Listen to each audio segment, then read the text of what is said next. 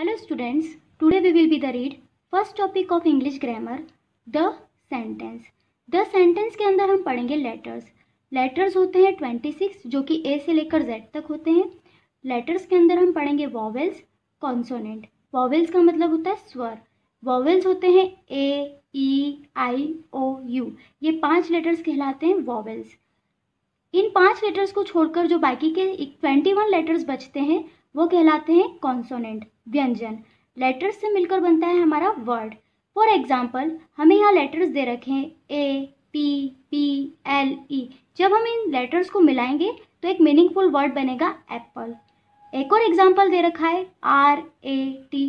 जब हम इस लेटर्स को मिलाएंगे तो एक मीनिंगफुल वर्ड बनेगा रेड. ऐसे ही वर्ड्स को मिलाकर बनता है हमारा सेंटेंस. वर्ड्स को करेक्ट वे में रखना है जिससे कि हमारा एक मीनिंगफुल वाक्य बने. सेंटेंस की डेफिनेशन देखते हैं.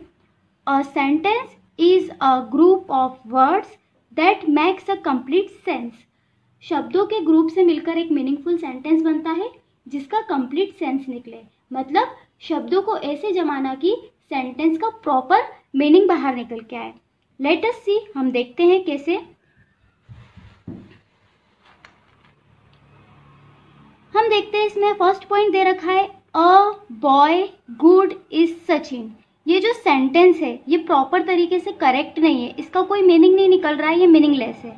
अब हम इसे प्रॉपर वे में जमाएंगे. इसका करेक्ट आंसर आएगा Sachin is a good boy. Sachin एक अच्छा लड़का है. हम एक और एग्जाम्पल देखेंगे. Second, in the east the sun rises. ये भी मीनिंगलेस है, इसका भी कोई मीनिंग नहीं निकल रहा है. इसका करेक्ट आंसर है, इसका करेक्ट सेंटेंस होगा the sun rises in the east. सूरज पूर्व में उगता है. आई थिंक आप लोगों को यहाँ तक समझ में आया होगा. नेक्स्ट अब हम पढ़ेंगे subject, predicate and object. So let's get started. Subject. Subject का मतलब है विषय. What is subject? सब्जेक्ट क्या है?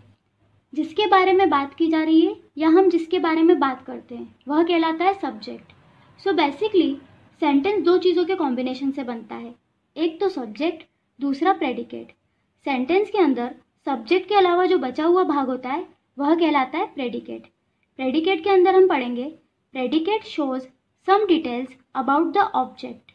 Example, what is that subject doing, where is that subject, how is that subject. Predicate जो है सब्जेक्ट की डिटेल्स बताने का काम करता है, जैसे कि सब्जेक्ट क्या कर रहा है, कहाँ है, वह कैसा है. बेसिकली सब्जेक्ट की जगह यूज़ होने वाले या काम करने वाले दो स्पीच होते हैं. एक तो नाउन होता है, दूसरा होता है प्रोनाउन. नाउन और प्रोनाउन ही क्यों? नाउन और प्रोनाउन इसलिए क्योंकि हम किसी सेंटेंस को बोल रहे हैं या सुन रहे हैं, उसमें किसी ना किसी के बारे में बताया होगा जो कि उस सेंटेंस का सब्जेक्ट होता है. अब जिसके बारे में बात कर रहे हैं उसका कोई ना कोई नाम तो ज़रूर होगा. अब किसी का नाम है यहाँ पर, तो नाम कौन सा पार्ट ऑफ स्पीच होगा? नाउन होगा.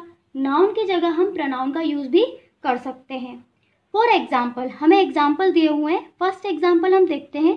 Rohan is reading a book. Rohan जो है वो हमारा सब्जेक्ट है. रोहन यहाँ पर क्या कर रहा है? काम कर रहा है. रोहन के बारे में यहाँ पर बात हो रही है, तो रोहन यहाँ पर सब्जेक्ट है और जो बचा हुआ भाग है वो क्या कहलाएगा? हमारा प्रेडिकेट. ऐसे ही हम सेकेंड एग्जाम्पल देखते हैं.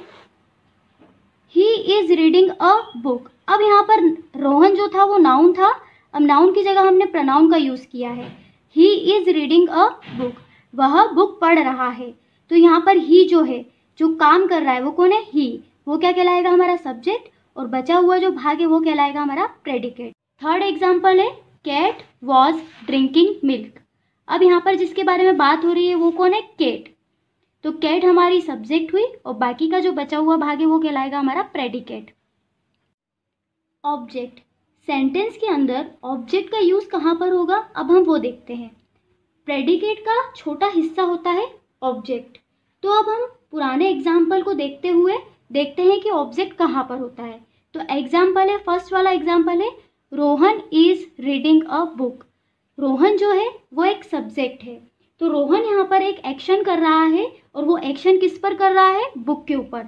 रोहन रीडिंग कर रहा है, लेकिन रीडिंग किसकी कर रहा है? बुक की. तो यहाँ पर बुक हमारा क्या हो गया? ऑब्जेक्ट.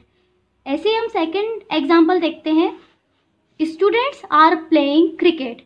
स्टूडेंट्स यहाँ पर सब्जेक्ट है और स्टूडेंट्स यहाँ पर परफॉर्म कर रहे हैं, प्ले, खेल रहे हैं, लेकिन क्या खेल रहे हैं वो, क्रिकेट। तो क्रिकेट हमारा क्या हो गया, ऑब्जेक्ट। थर्ड एग्जाम्पल है, you are writing a letter. You यहाँ पर सब्जेक्ट है, सब्जेक्ट यहाँ पर एक्शन परफॉर्म कर रहा है, लेकिन किस पर कर रहा है, लेटर पर। तो यू हमारा सब्जेक्ट हुआ और जो एक्शन परफॉर्म हो रहा है वो लेटर पर हो रहा है, तो लेटर हमारा ऑब्जेक्ट होगा। नाउ अब हम पढ़ेंगे काइंड्स ऑफ सेंटेंस, सेंटेंस के प्रकार। There are 5 kinds of sentence. Sentence के 5 प्रकार होते हैं। अब हम देखेंगे 5 प्रकार कौन कौन से हैं। First, assertive sentence. Assertive sentence के 2 प्रकार हैं, अफर्मेटिव और negative. Second, interrogative sentence. Third, imperative sentence. Fourth, exclamatory sentence. Fifth, optative sentence. First वाला देखेंगे हम, assertive sentence. The sentence which describe things और reports events is called an assertive sentence. Assertive सेंटेंस क्या होता है, वह वाक्य जिसके अंदर किसी वस्तु के संबंध में या फिर किसी घटना के बारे में बताया जाता है, वह कहलाता है assertive sentence. Types of assertive sentence. Assertive sentence के प्रकार, असर्टिव सेंटेंस 2 प्रकार के होते हैं, एक अफर्मेटिव सेंटेंस, दूसरा नेगेटिव सेंटेंस। अफर्मेटिव सेंटेंस मतलब सिंपल सेंटेंस, साधारण वाक्य। नेगेटिव सेंटेंस मतलब नकारात्मक वाक्य। अफर्मेटिव सेंटेंस का एग्जाम्पल हम देखेंगे। फर्स्ट, मोनिका एक अच्छी लड़की है।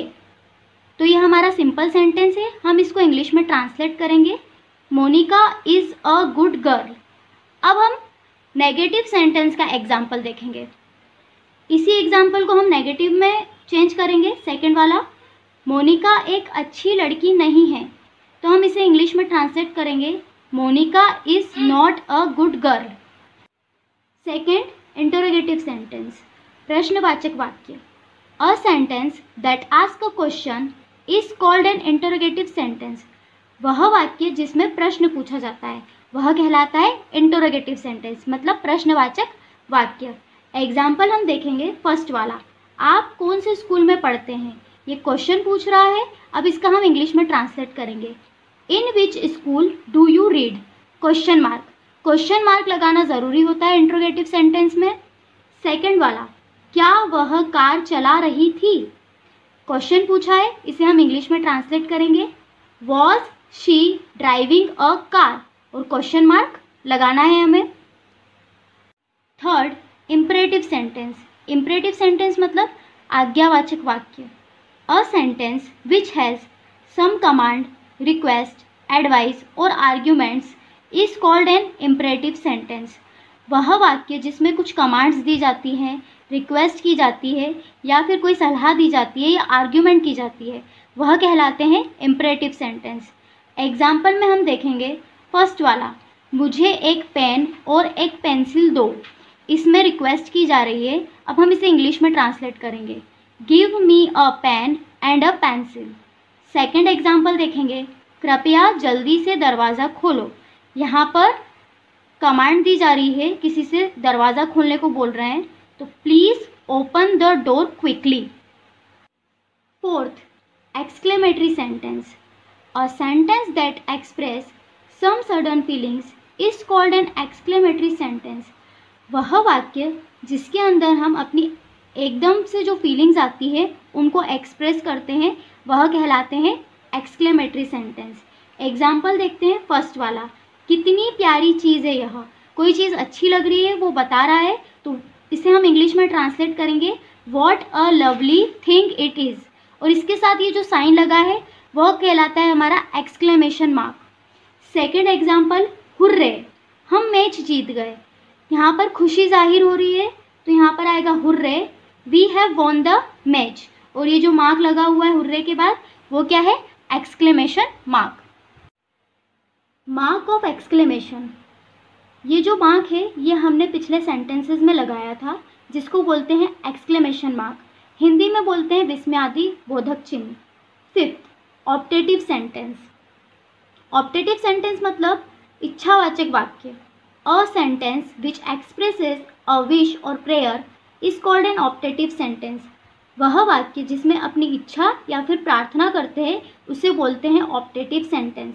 एग्जाम्पल देखेंगे। फर्स्ट वाला, आपकी सफलता पर हार्दिक बधाई। इसमें हम किसी को विश कर रहे हैं। अब हम इसे इंग्लिश में ट्रांसलेट करेंगे, heartiest congratulations on your success. Second example, आप सभी को शुभकामनाएं। इसके अंदर भी हम किसी को विशेष दे रहे हैं, तो हम इसका इंग्लिश में ट्रांसलेट करेंगे, wish you all the best. I hope आप सभी को यह टॉपिक अच्छे से समझ में आ गया होगा। This topic would and here.